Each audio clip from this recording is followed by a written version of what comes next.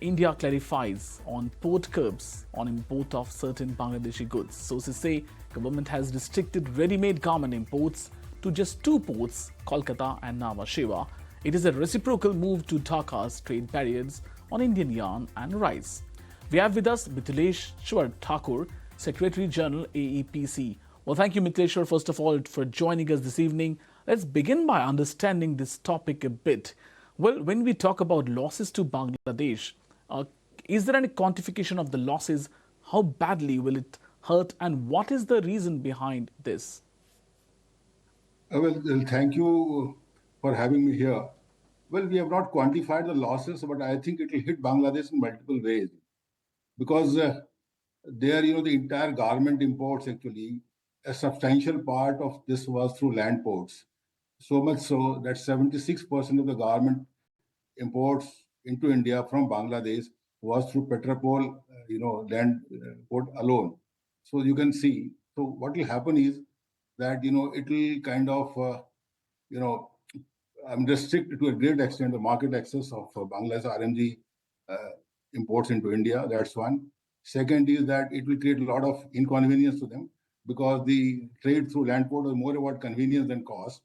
It was basically to facilitate quick cross-border trade, and of course it will increase the transit time, which will have its own telling effect.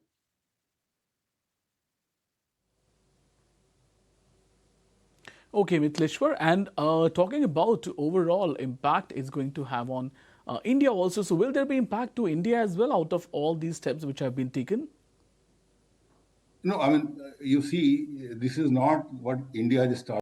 In fact, on 13th of April, Bangladesh imposed a whole lot of restriction on Indian exports of, yarn of all types, and then milk powder and all of that. And then they have imposed, restriction on export of rice. They introduced some kind of transit fee. So basically, some kind of trade barriers, were being foisted on India. And I think it's a very calibrated and major response that India was required to do, which the government has done.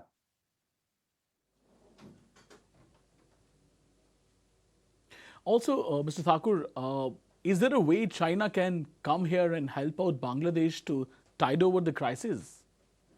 Well, see, indirectly, I think they were already helping it because Bangladesh was importing, zero duty fabric from China, and then they were exporting it after, converting to garment, and then availing all kinds of subsidy because Bangladesh being a least developed country, they were, allowed to give, cash incentives and prohibited subsidies.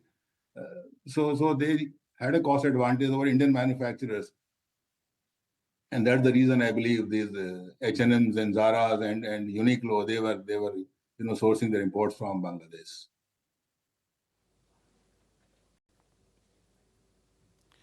And Mithleshwar, we also get to know that interim government of Bangladesh is seeking to resolve all issues with the Indian government on this issue.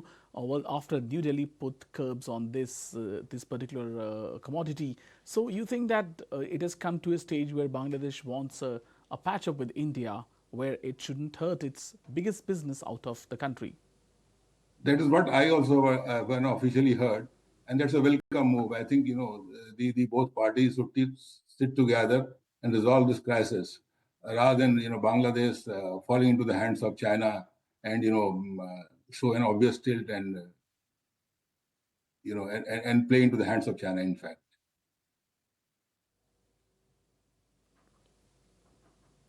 Well, that's a very valid point, Mr. Thakur, when you say all this, because ultimately global trade benefits everyone, but somewhere a line has to be drawn. But do you think this from here on, well, combined with previous steps we have taken, how far have we come when it comes to really severing ties with Bangladesh as far as trade is concerned?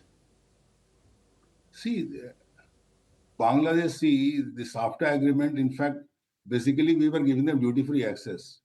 So like the MFN duty on import of garment from other countries is 20%.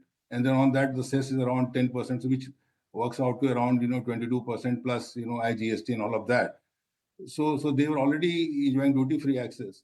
So the bigger challenge is whether we can really go for renegotiation of SAFTA. But the point is that if Bangladesh comes on table and resolve this issue amicably, I think it should be more than welcome.